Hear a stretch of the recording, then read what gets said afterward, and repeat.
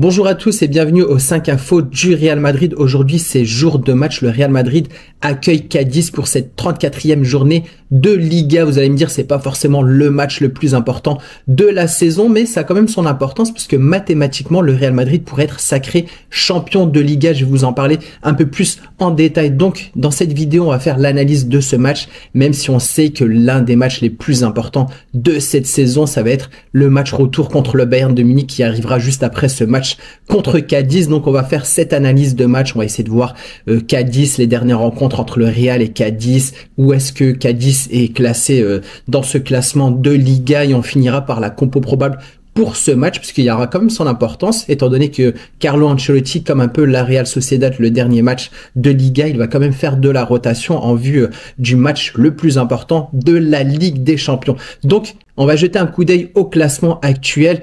Dans les trois premiers, on a le Real Madrid qui est en tête avec 84 points. Juste après, on a Barça distancé de 11 points à 73 points. Donc, il reste très peu de matchs en Liga. Il en reste 5, je crois. Donc, mathématiquement, le Real pourrait être champion.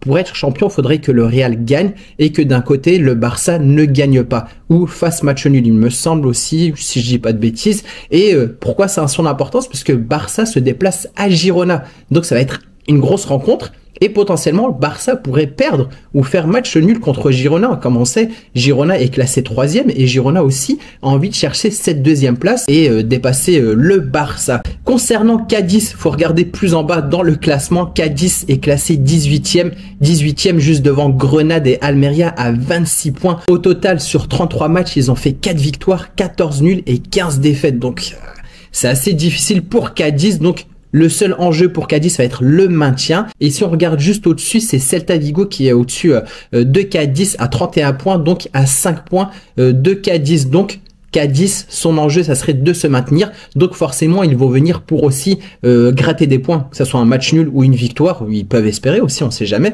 Étant donné que, comme je vous l'ai dit, Carlo Ancelotti va remanier cette équipe et on n'aura pas l'équipe type du Real Madrid, mais on sait que l'équipe B, qui a déjà eu aussi une victoire contre la Real Sociedad, est aussi redoutable. Donc deuxième point, on va passer à l'analyse de match. On va pas trop rentrer en détail, comme je vous l'ai dit, c'est un petit match, c'est contre Cadiz.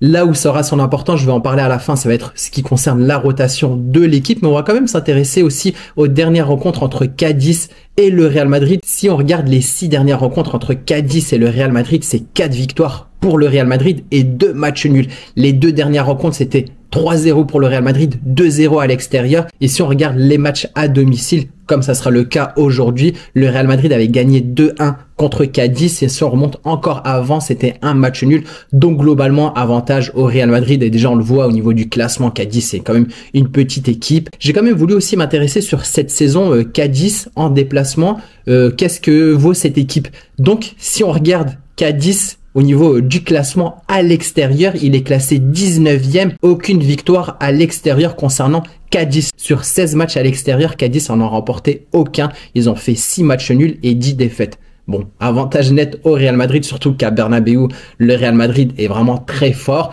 Et si on va regarder un peu plus en détail sur les matchs de Cadiz à l'extérieur, sur les grosses équipes. Donc, contre le Barça, ils perdent 2-0. Contre l'Athletic Club, ils perdent 3-0. Contre l'Atlético Madrid, c'était 3-2, encore une défaite. La Real Sociedad, ils ont perdu 2-0. Et le dernier en date, c'était contre Girona, une grosse défaite 4-1. Donc, on va dire que le Real Madrid n'aura pas forcément de mal à se défaire de Cadiz. Troisième point, on va passer sur la conférence de presse dite faite par Carlo Ancelotti. Il nous a donné quelques infos assez intéressantes. Bon, comme je vous l'ai dit, il n'y a pas vraiment d'enjeu. Cadiz, c'est quand même une petite équipe. Bon, le seul enjeu pour le Real Madrid, c'est peut-être être champion dès ce week-end. Mais là où le Real Madrid ne pourra pas vraiment le fêter, c'est-à-dire que le Real jouera juste avant le Barça. Donc, en cas de victoire, il faudra quand même attendre que Girona batte le Barça ou qu'il y ait un match nul pour pouvoir fêter cette Liga. Donc on parle du match contre Cadiz. Il dit l'objectif est très clair, c'est ramener les 3 points et se rapprocher de la victoire en Liga. Donc c'est le seul objectif et il sait que Cadiz, ça va pas forcément être facile. Comme je vous l'ai dit, Cadiz est relégué en ce moment, donc ils vont essayer de chercher des points pour sortir de cette relégation là. Et après il a parlé un peu plus en détail de certains joueurs, donc il nous a donné quelques détails, quelques infos sur la compo. Donc on lui parle de Courtois, il dit oui, il a une longue blessure, une longue période de blessure. Et en tout cas, il y a une bonne nouvelle, c'est qu'on le retrouvera titulaire contre Cadiz. Donc Courtois sera titulaire. Il nous donne aussi une autre info concernant Courtois, c'est-à-dire sur le poste de gardien. Sur ma dernière vidéo, je vous disais qu'éventuellement, étant donné que Courtois va jouer contre Cadiz, il pourrait être disponible contre le Bayern Munich. Donc Carlo Ancelotti a quand même été clair sur ce sujet. Il a dit que la prochaine rencontre contre le Bayern sur le match retour, ça sera Lunin dans les cages. Donc, il n'y aura pas de débat. Donc, on fait confiance à Lunin sur le match retour. Donc, comme je vous le disais, il a parlé de certains joueurs, dont Militao. Militao qui a fait aussi quelques apparitions avec le Real Madrid. Donc, on lui dit que demain, ça sera le jour du retour de Militao. Il dit, nous devons être plus actifs sur la récupération de Militao. Il affirme que Militao jouera demain pour accélérer un peu ce rythme. On lui parle aussi de Bellingham. On lui a demandé est-ce que Bellingham était blessé, parce que c'est vrai qu'on l'a vu un peu en deçà de ce qu'il proposait. Donc il affirme aussi que Bellingham avait eu un virus intestinal qui lui a pas forcément donné, on va dire, 100%, il n'était pas à 100% dans ses matchs, mais en tout cas, il est en pleine forme. Maintenant, il se portera, on va dire, mieux qu'auparavant. Donc, en tout cas, c'est une bonne nouvelle concernant Bellingham et on souhaite vraiment le voir au top de sa forme. Maintenant, on va parler de la liste des convoqués un peu plus en détail. Donc, dans les cages, on a Courtois, Lunin, Kepa. Au niveau de la défense, on a Carvajal, Militao, Nacho, Lucas Vazquez, Fran Garcia, Rudiger, Ferland Mendy. Le seul joueur qui n'est pas présent, c'est David Alaba, qui manque à l'appel. Ensuite, au milieu de terrain, on a Bellingham, Kroos, Modric, Camavinga, Valverde, Tchouaméni, Ceballos, Arda Güler. Et en attaque, on a Vinicius, Rodrigo, Joselu et Brahim. Donc là, je vais vous parler du 11 probable que je vois pour cette rencontre. Carlo Ancelotti, un peu comme pour le match de la Real Sociedad, va faire une rotation. Donc voilà la composition que je vois pour ce match. Je vois dans les cages Courtois, forcément, il l'a annoncé. Au niveau de la défense centrale, je vois Nacho associé à Militao. Ça fait plaisir de pouvoir voir Militao débuter ce match. Au niveau du poste des arrières, je vois Fran Garcia. Étant donné que Mendy aussi avait une petite gêne à un moment, même s'il a joué contre le Bayern, je vois quand même Fran Garcia le suppléer. Et d'ailleurs, il fait quand même des bons matchs. Au niveau du poste d'arrière droit, j'ai un petit doute. Je vois quand même Lucas Vazquez.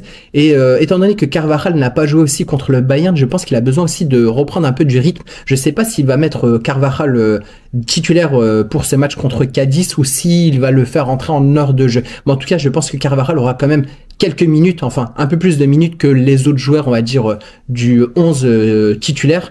Au niveau du milieu de terrain, Camavinga, Modric et Ceballos. Donc c'est le milieu de terrain que je vois. On va essayer de laisser reposer Toni Kroos, on va laisser reposer Valverde et Tchouaméni. Ils ont besoin d'un peu de repos. Il y aura quelques modifications, il y aura quelques joueurs qui vont rentrer aussi en cours de jeu, mais je vois plutôt ce milieu de terrain. Et en attaque, on devrait avoir Güler un peu dans cette position un peu de numéro 10. D'ailleurs, il a fait une belle prestation. Il avait marqué contre la Real Sociedad en étant titulaire. Et au niveau de l'attaque, je vois bien Brahim associé à Joselu.